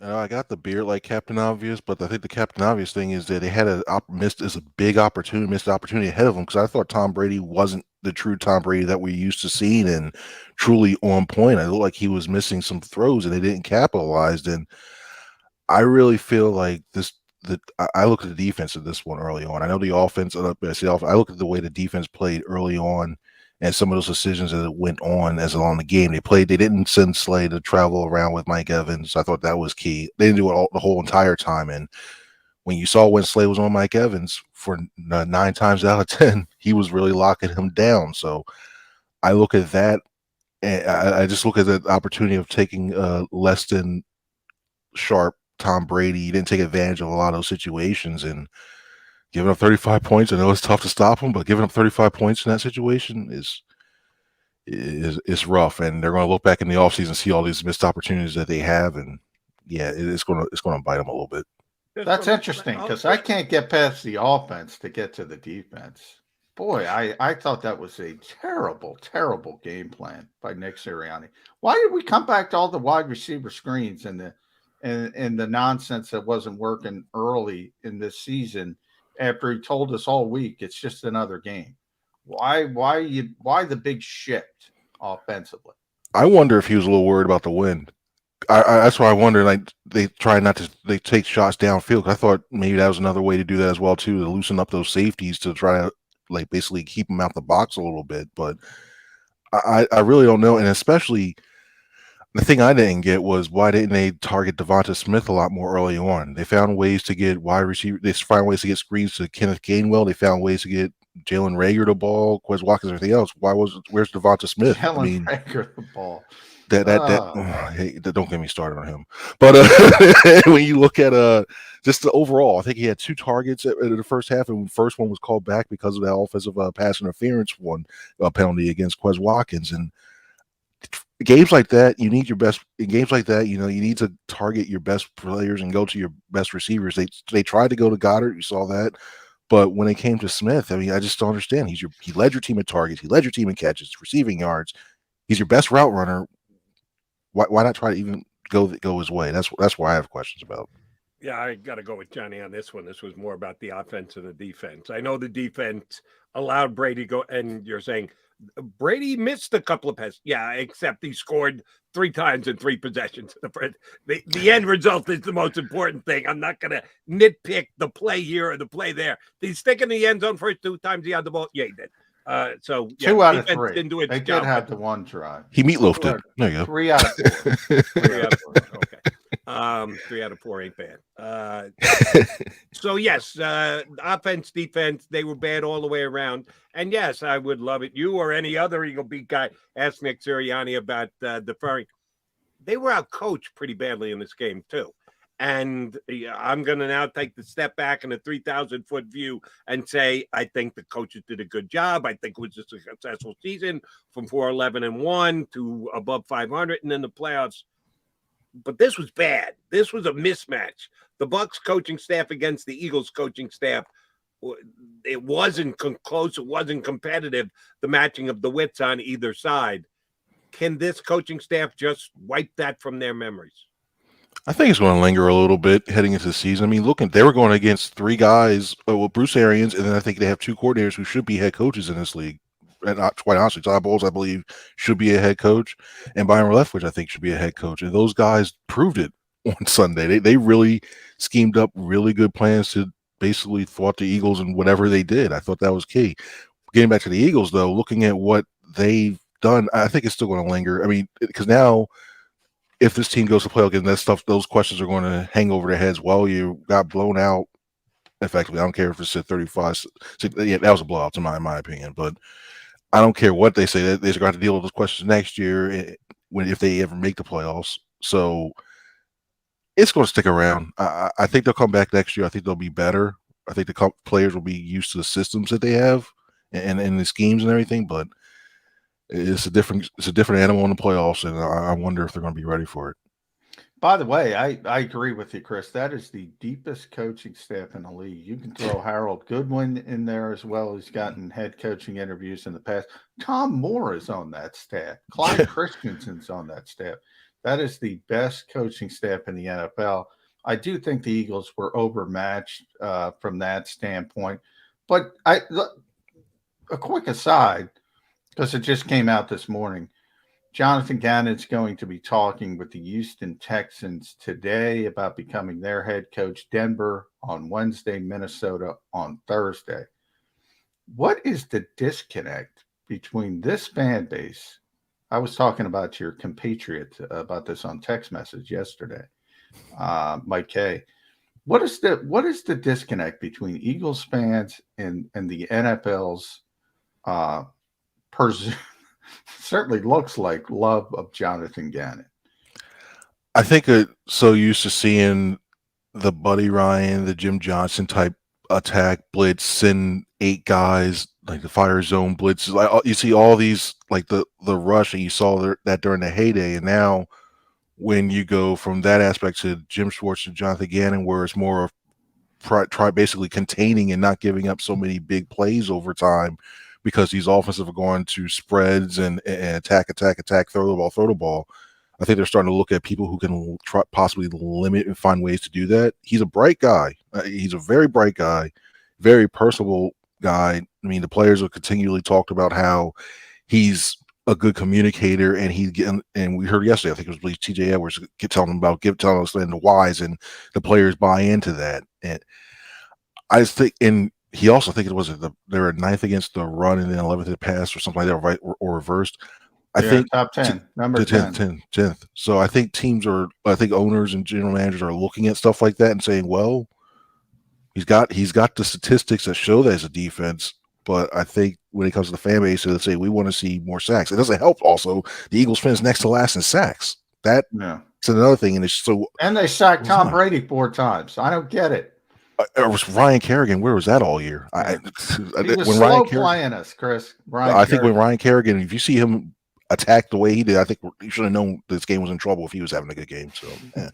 let me kick in on John's question. You're right. The Eagles fan base has an inordinate disdain for Jonathan Gannon with what he's done this year, but I'll give him at least this much slack. It's just like the Eagles in general. Gannon stopped bad quarterbacks. Yeah, he put the clamps down on Jake Fromm. John, you could put the clamps down on Jake I don't know Fromm. if I could. I think I could put together a plan. I think you could. I think you could whip up a great game plan to keep Jake Fromm from moving the football. So that's where I'll cut the Eagles. Again, they despise the guy, and I don't get it because he did a decent job this year. Not a great job. Well, not a bad job. He did a decent job this year. I think it's interesting. I think if he was top 10 where he was, they finished 10. I'll throw this out to you, Chris. But they were top 3 in blitz percentage instead of bottom 3. I think they look at him as a genius. Same finish, number 10, but they're top 3 in blitz percentage instead of bottom 3. I think Eagles fans love him. But the kicker there is if they blitz that much, they wouldn't be top 10. You get toasted. So I can see it being one thing. I can see the narrative right now. He's an aggressive guy. He brings a lot of passion and energy. Meanwhile, he's the same guy. So mild-mannered, laid-back guy. Like, I understand. I get where fans are coming from. They want to see a lot of energy. They want to see a lot of passion from that. Well, when it comes to the way they play defense, and they want to see aggressiveness. And when you sit back and you play it safe, I think fans are just like, no, why aren't you taking it to the other team instead of just seeing what the other one do? They want I think the fans are saying they want to see the defense dictate what happens instead of let everybody go past them and see 75-80% completion rates. But I think overall, I want to see what Gannon does. I think Gannon does with more of his own players that fit his system in the second year. That's the key, I think. I think they get a second year though. I think he will. I think he'll be back. I don't think he'll get one of those jobs. Personally, I don't think he's going to get one of those jobs. I think he's going to be back in the second year. And I think next year is the one you see him either, if the defense really excels and have another great year, I think he goes after that, or if the defense really, really takes a big step back, I think we'll see him gone after that. We know Nick Sirianni got one interview last year. He got in a room and he won Jeffrey Lurie over. Jonathan Gannon can win some people over. He could. I'm not saying. I don't think I'm with you. I don't think he's getting a job, but he can win somebody over quickly. I wonder if his old boss, Eberflus gets it. I think if Eberflus gets it, then I think next year for sure he gets it. If not, I may wait. No, that's the key. He's going to have, if we're all right in suggesting that we don't think he's going to get it this year, not impossible, as John points out, but a long shot. Then he'll be judged that much more by what he does next year with this defense, because they should upgrade this defense during the offseason. Yes. I don't know how many times John told me this during the year, and he is so on point. Gannon is, if he's staying and it being courted by other teams, doesn't hurt his chance to have some influence in decision-making rooms down there at the NovaCare complex this offseason. Get me a playmaking linebacker. Please let me have a playmaking linebacker. My defense could be so much better if I had a playmaking linebacker. Well, the Eagles have 3 first-round draft picks. Johnny Mack, when was the last time they used the first-round draft pick on a linebacker? Off-ball linebacker, 1979. 1979. So Jonathan Gannon's going to have to try and change 40 years or 30 years? No, 40 years of disdain for drafting linebackers. Is he going to be able to pull it off? I wonder if Jerry Robinson, I wonder if he takes like the Dolphins used to do and pop champagne every year. The Eagles didn't like get drafted. We're like, I got another year of this. And I think if he does have a bottle already, I think this is the year it changes. I really truly do, because especially with 16, I think they trade 19 or 16, one of those things. But I think with the other pick, if Nakobe Dean or Devin Lloyd are sitting there, they can't pass that up, and I don't think they will, because they're both three down linebackers. We've heard how important, how much that Gannon's like to have those guys that can play the 3 downs, that can call the signals get the signals from sideline, call the defense, stuff like that. So if you have Edwards, if you have Edwards and say Lloyd or Dean, and then you have Singleton, I personally, if it's Avery or Johnson, that whole Sam thing, I'd probably get out of that. But the fact that you can have interchangeable guys that can play that if need to in the alignment, that defense just becomes really, really, really good. And I think this is the year they actually truly do that. I think they get a linebacker, and I also think I'd look at cornerback, because Steven Nelson's a free agent. I'm looking at, personally, I like Ahmad Gardner out of Cincinnati. I really, truly like him. I think he's another version type of Darius Slay. He's a guy who can man up, guy who can really be a shutdown corner. I know, and you're going to hear this over and over again, he didn't give up a touchdown his whole entire time when he was in college. And the AAC is a really tough conference, but there's also the Tulanes of the world in there as well. So yeah. But I think cornerback, and if Kyle Hamilton from Notre Dame somehow slides down to 15 and he's sitting there, they need a safety. He's not going to be there. He's going to be gone. Yeah. But would Howie move up to trade a third to move up to say 10, 9, 8? Just did the 76ers on there, but would he move up that way? But why not? Yeah, I agree. He's not going to take all 3 of those first round picks. He's either going to spin them off to get first round picks next year, quarterback, hint, or he'll probably take 2 and go in that direction, and then it kind of depends on where the board falls. But we got a lot of time to talk about the draft. We got to talk about the quarterback. I mean, this city is schizophrenic when it comes to Jalen Hurts. One week he's 10-year guy, he's franchise guy. Next week, you can't move forward. You can't play him one more game. The real, it's obviously somewhere in between. But how much did the Eagles learn about Jalen Hurts from one playoff game? How much can you learn? Or did they learn? Did they already know? You can't learn from one play. I think if he won that game, then there's no question that he's the quarterback, I think, for the next 2-3 years, because he can always beg, hey, Hurts beat Brady. Okay, you can buy that. I don't think he can learn too much from this game. I think that you have to look at, I'd probably say, how much he progressed overall the whole entire season. That's where I'm looking at, because How many times have you seen? I mean, look at Kyler Murray last night. Look at some of these other guys with the one playoff game. Mac you can't do that. Jones. Yeah, Mac. Even Yeah, Derek nothing. Carr in his first playoff game was not yeah. good. You can't. I think you have to look now. If it happens next year, the Eagles are in the playoffs, or even halfway through the season next year, and you start to see that there's no progression whatsoever. He's making the same mistakes. He's still holding the ball out with one hand in the pocket. He's not climbing it well. Then I think you start to really truly worry. I think that. But overall, I think this season Jalen Hurts did a very good job when it came to his improvement. You still think he's a very good leader on his team. His intangibles are there. His passing in the pocket got considerably better. And I really truly believe considerably better. And that ain't. I hate to say it, but that ankle injury probably was the best thing that happened to him. I know everyone's seen anybody hurt, but it forced him to focus on becoming more of a pocket passer. I thought he could do that. He needs to work on his anticipation. That's the biggest thing, though. And let it fly when he sees a receiver breaking. Too many late throws. Many late throws. Yeah, and that was the scariest thing in Sunday's performance for me. He looked skittish, and I hate when my quarterback looks skittish and not ready to pull the trigger. And he did look that way. All right, then let me ask both you two guys. Since Johnny threw a name out there, said he didn't think he looked good. He was the second best quarterback on the field, but I didn't think he was terrible. And that's Derek Carr, who could have made a play at the end of the game and got tied up. He didn't. He's not a top 5 quarterback. He's probably not a top 10 quarterback. He's the top half of the league quarterback. If you could get Derek Carr in a trade from the Vegas Raiders, who blew out their general manager, who haven't made a decision on their coach yet, might go into total rebuild mode. If you could get Carr for a first-round pick, would you do it? Chris? John? I'm not. I think especially if I'm going to make a big trade like that, I want to make sure I get a top 10 guy. Because if I had to rank right now, I'd probably say Hurts is probably about 15, 16 in the league, just overall, just based on what he can do with this offense. And I look at Carr, if I'm going to give up a big asset like a first-round pick to move up, I want to make sure I get somebody who's at least in the 10, or 2 first-round pick. I want to make sure I get somebody in the 10. But Carr's got his good qualities.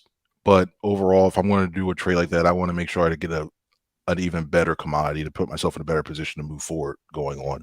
Yeah, I would agree with Chris from an organizational philosophy. I think the head coach would like Derek Carr. I think the head coach would like to run more of the offense that he wants to run. But I think if the Eagles are going after a quarterback, it's going to be Russell Wilson, Deshaun Watson, ilk. Right, but I'll let you finish, John, but the reason why I bring it up, if you can't get Aaron Rodgers, if you can't get Russell Wilson, if you can't get Deshaun Watson, if you've judged the draft class to not be any better potential-wise of where Jalen Hurts, and it comes down to this, you've checked all other avenues, we stay with Jalen Hurts and play it out another year, or we go get Derek Carr for a first-round draft pick. Which of those two things? Taking everything else off the board, which way does the organization go? Another year of Jalen Hurts, or you can get a proven top half of the league quarterback for the cost of your last of your 3 first-round picks. If you want to get really technical about it, would you keep Hurts or would you go to a guy like Carr? Chris? I'm still keeping Hurts. I'm still keeping Hurts. I think there's something to it when it comes to like the leadership and chemistry and everything else, especially with this young core. I think there's something to that as well too. So even in that scenario, I'm still rolling with Hurts next year, and then I'm looking at I like next year's draft class a lot more, even though they probably won't get Bryce Young. He's gonna be too high, but I look at overall just the draft class of 2023 quarterbacks available. I think that's a way better class than this year's. And I think that's the other option you left out, Jody. They just kicked the can. I never got this philosophy that Jalen Hurts has 1 year to prove this, prove that. No, you can be a bridge quarterback for 2 years. You can be a bridge quarterback for 3 years. I've always said the Eagles will get better when they think they can get better. And that means it could be immediate if it's Russell Wilson or Deshaun, and they're unlikely to get either. Or they will kick the can because they probably don't like the top names in this draft, so they'll kick the can to next year. They'll look at the landscape. Can they get better? Can they not get better? And by the way, this whole time, Jalen Hurts has a chance to prove you don't have to get better. He can improve. Yes, which is so. I never thought it was as difficult as a decision as most people thought. Like there was some kind of this weird. You have 1 year to figure out if Jalen Hurts is going to be your long-term starter. No, you don't. You got to have as long as you want. And the fact that they were competitive and made the playoffs with him gives you even more rope to say, all right, let's see how this thing plays out. Am I crazy there? No, I think that's the way to go about it. Because, and like you mentioned, I think that you've seen the growth, you've seen what he's done, and you're hoping he's going to continue to improve in the offseason. You're hoping that he takes his second year in this system and really starts to feel more comfortable and starts working out, and maybe that anticipation of throwing the ball gets a little bit better since he feels more comfortable with the way the offense is. Like I truly believe Russell Wilson goes to the Giants, if anything, and I think Deshaun Watson, if he's traded, he goes to the Panthers now because Matt Rule, I think, is a little bit desperate, and they want to make a splash down in Carolina. So unless, and I think Aaron Rodgers, if anywhere, Aaron Rodgers will, he retire, he stays in Green Bay, or he goes out west somewhere. So those three are gone. Yeah, but I will throw in, Chris, if by some, strange, strike of lightning, the beam of light coming down at you looking like an angel goes over the Eagles, and Deshaun Watson wakes up and clears all his legal implications and says, yeah, I'll go play in Philly. Thanks, Jalen. I'm going in a different direction. And I don't think that's an insult, by the way. And I know some Eagles fans do, but when you have an opportunity to get a player like that, you gotta do it. And I'll speak for some of those Eagle fans who might say, yeah, he's a really good player. He's a bad dude. Where there's smoke, there's fire. No. I don't want this guy who maybe or maybe not potentially being the quarterback of my team. I get it. I talked about how many people who wanted no part of Michael Vick to be the quarterback of the Eagles. The Eagles said, sorry. Jeffrey Lurie's been pretty consistent. You either believe in second opportunities or you don't. Right. He's given. There'll be a percentage of the Eagle fans that don't like it. And let me give Jalen Hurts this. We only remember what happened the last 20 minutes. And the further we go back, we start to forget things. We're only 12 months removed from Carson Wentz saying, get me the bleep out of here. I don't want to be in Philadelphia. So what? You fired Doug Peterson. Still get me to Indianapolis. I want to go see my friend Frank Reich. Wah, wah, wah, wah, wah, wah, wah. That's not going to happen with Jalen Hurts this year. Even if they're talking about acquiring Russell Wilson, they're talking about acquiring Deshaun Watson, they are talking about acquiring Derek Carr, all those possibilities. If they don't pull it off and they go back to Jalen Hurts, you know what Jalen Hurts is going to do? Show up at camp ready to play. He's going to be ready to take the challenge. He's not going to whine about, the Eagles talked about this quarterback and the other quarterback. I'd really prefer to play elsewhere. At least they got a guy who's got his head screwed on straight, who is a focused athlete, who knows what the league is all about, not a big baby like Carson Wentz. Well said. I agree. That was well said. I didn't know you had that transcription of that call. I like the transcription of the call. Wow. I want to be with my friend Frank. Make sure you get the quotes in bold letters too. Yeah. With that. I like it. It's true though. I think when you have a guy who knows he wants to come into the building, you have a guy who the players believe in, the guy who wants to be a leader and wants to actually be in Philadelphia, that goes a long way. I mean, you start to see players like, was it somebody? I think it was T.Y. Hilton or somebody like that liked a tweet that said like Carson, like that disparaged Carson Wentz a little bit. It was like a couple of weeks ago, but I think when you look at the way you have a guy who wanted to go out there, a guy who played too much hero ball versus a guy who wants to try to relate to his teammates and try to do a lot better and improve in that aspect, I'm taking the guy who wants to be in Philadelphia, and that's Hurts overall. Yeah. It's that. Yeah, it was pretty striking. Jordan Mailata after the game talking about Jalen Hurts. That is, I don't think people understand how much his teammates like him, how much his teammates gravitate towards him. And that's a big part of it.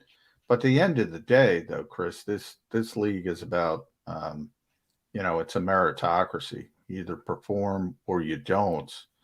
And the intangible stuff, it's interesting because normally when you talk about young players, you worry about, okay, does he have the intangibles? That's when we start talking about Kenny Pickett and Matt Corral, we'll say, do they have the intangibles to play the position at this level? With Jalen, it's kind of the opposite. You rarely see it with young players. He has all the intangible stuff, the work ethic, the leadership. But you question, okay, does he throw? We talked about the anticipatory throws. Are they going to be there? Can he throw people open? I don't know. And we've been through a whole season, and I still don't know. That's a concern to me. That's the biggest question, and is the accuracy aspect that still lingers. He's gotten a lot better. I mean, heading into last year, everybody was 52. This year's 52%, 52%, 52%. He's gotten better at it. I think personally, it's a little bit more mechanics on some of those things. Yeah, especially squaring up his shoulders. Like that one throw that he tried that got picked off. He was trying to throw Devonta Smith. I mean, that's a tough throw going to your left and trying to reset and throw downfield. But that's, if you want to be one of the elite quarterbacks in the league, you have to do that. You have to make the throw like that. And just little things I saw in his mechanics here and there. He's gotten his foot placement. I think you're all right. And I think everybody says, "Oh, he doesn't have the strongest arm. He doesn't have the strongest arm." You don't have to have the strongest arm necessarily, like as an arm. Yeah. It's all your core and making sure you get your fundamentals right to make sure you get it in a place where the receiver can make a ball. Do a couple tweaks there, he's all right. But the key is, can you do it consistently? That's where you got the questions at. All right, Chris. Last question for me is going to be a multiple choice question. Okay. Okay. Here are your choices. This is the reason most likely to cause Jason Kelce to come back and play again next year. That Jalen Hurts goes in and tells him, you've been singing my praises. I'm here. You're here. We got to do this together. I love the way you snap me the ball. Come on, big guy. Tell me you're not leaving. John McMullen goes in and tells him, listen, I don't want to hear my whining partner, Jody McDonald, talk about how big a drop-off at the center position there is going to be if you're not playing here. Is it Lane Johnson who says, you worry about my mental health? You know where my mental health will go if you retire on me, bud? No, we're a team. You got to stay here right next to me. Or his brother says, come on, you and me in the Super Bowl. I got Mahomes. We can get there again. You can get there again. Let's give this one more time. Let's run it back. Which of those is most likely? Although, as much as I would love to see John be the one that was the one that was able to get him to come back, I would probably say it would be the first one. And actually, no. Actually, I think it'll be Lane, because I think that offensive line room is the way they talk about each other, and it really struck me when they were talking about, when somebody asked about, hey, like when it came to crying in the office, they really truly get emotional and everything else. I think that has a really, really big effect on him and on each other. And I think it'd be reversed. Like Kelce's there for Lane when Lane was going through his stuff. If Kelce was in a similar predicament, or like he was like looking to retire and he's really on the fence and he's really, I think Lane would come to him and say, hey, you know what? I'm good, man. Let's do this one more time at least. And I think that would seriously be a heavy consideration for Kelce. I mean, look at that. He was the last one of the last people in the locker room once again, taking it in. So you got to worry about it. But I got this feeling he's coming back next year. I really do. Yeah, I got that feeling too, and it's because of the cafeteria. Jason will be back. He'll probably retire today, but if he comes back, it'll be because of the cafeteria at the Novacare. If we get that text now, stuff. Appreciate it whenever you come on. We love the look. You gotta get that down. You gotta know exactly where the sun is at all times. Zoom look. Use Zoom. And I gotta jump in, Jody. NJ.com. Make sure you read Chris at NJ.com. You see there. Who doesn't know he's on NJ? Franklin. What kind of idiots watching Bird 365 don't read Chris Franklin at NJ.com? I gotta pump them up. We know all our smart listeners already do that. That's very smart. Thank you. Way smarter than me, but thank you very much. I appreciate it. McMullen's smarter than all of us, so that's a given, Chris. We both got to try and stay in his wake. Chris, thanks, buddy. We always appreciate it. Even though the offseason is here, we're still going to tap into you plenty. Thanks for doing it today. Hey, thank you guys for having me. I appreciate it. Always fun. Chris Thanks, Franklin from NJ.com. That's NJ.com. If you don't go there and by the way, do never say NewJersey.com around Mike K. Ever say NewJersey.com. Got to be NJ.com. Correct. All right, McMullen and McDonald coming back. We'll put a bow on the show. Go for the midnight dares. Go for the memories. Go for the view that goes on forever. Go for the bubbles in your bathtub and in your drink. Go to bed whenever you want.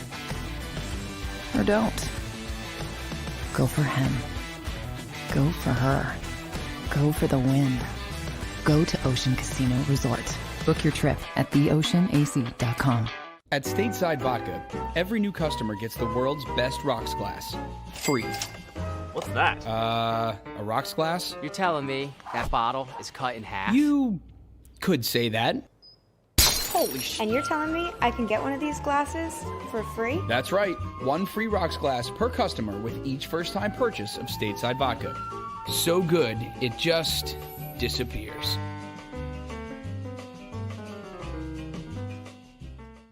You know you like being right. That's why you should enroll in an Independence Blue Cross plan.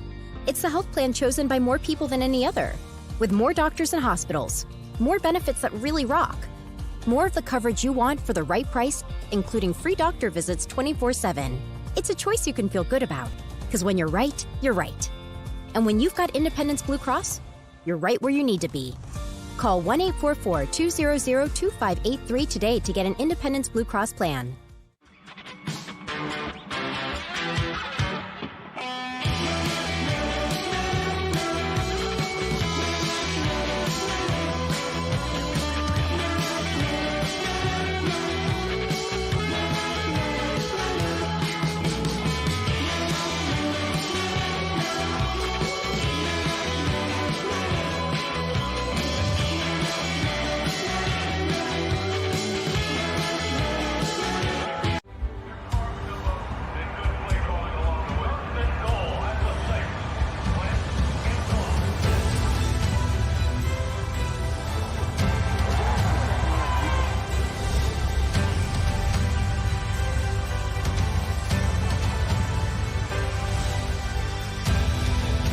Field of life, First Trust Bank is there for you. Champions on three. 1, 2, 3. Because Philadelphia dreams deserve a Philadelphia bank.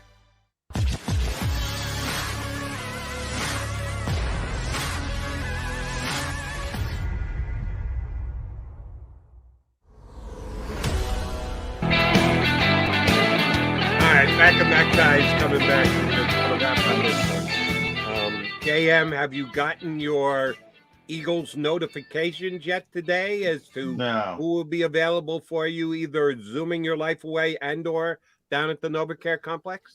Not yet. I assume we are getting some more players today. Hat tip to Jimmy Kemsky, because he just asked while I was on the air, do you guys have an idea of what day Howie and Jeffrey will speak? So probably get an answer at some point this morning, but they'll be talking this week. Jimmy asked that of the Eagles? Yeah. So, well,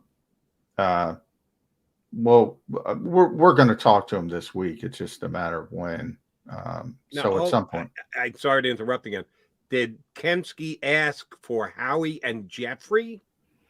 Is that what you just said? Is that what I just said? I don't know. I was reading. Yeah. I'm like that guy. Yeah, he did ask for Jeffrey. I don't think Jeffrey's going to I was going to say, I don't think Jeffrey's going to speak this week. No. Do you? No, I don't. I expect Howie and Nick to speak this week. Although you never know with Jeffrey. He might want to take a bow. He might have some cause he wants to speak about for 15 minutes. He might. If you ever watch a Jeffrey Lurie press conference, it starts with about a 15-minute manifesto statement about some kind of cause. So you never know. Okay. But I do expect to speak to Howie and Nick this week at some point. Understood, but probably not today. They probably give you a day advance notice on that. Not necessarily. Or close to it. 15 minutes, maybe. They're going to tell you at 10 o'clock, at 12 o'clock, Howie and Nick are going to be available. That's a possibility. They might give us 15 minutes. They like to keep those things as limited as possible. That's pretty weak, as a matter of fact. But you and I are in agreement. Probably not going to get Jeffrey this week, but good thing to get Howie and the coach. And when the coach, let me just put that out there. I don't have Hawaii money, the request coming from our buddy Chris Franklin, but I have some spare cash. They pay us the big bucks. $14.25 an hour here on Birds 365. So I got a little extra cash. I would pay. I'm talking about cold hard cash, not a check, not a Venmo. I'm gonna give you cash, Eagle Beat guys. Whoever steps up and says, Coach, could you again give us your line of thinking on why you deferred against the Tampa Bay Buccaneers? Good money, cold hard cash. Just planting a seed here, guys. Well, I'll say it, and I know we got to go, but I'll say it, like, what answer are you expecting to get other than we want to sandwich the second and third quarters with scores? Analytically, that's the answer you're going to get. Okay. And then I would be ready to jump in and go, so you're telling me you don't take into consideration at all the opposition, the team you're playing, what you want to do over the course of the football game? That all goes out the window because of the analytics of we want to try and get 2 back-to-back possessions between the first half and the second half? Oh, I'd be ready with my follow-up, John. Well, it is Zoom. So, number one, you got to be very careful about you might not get your follow-up.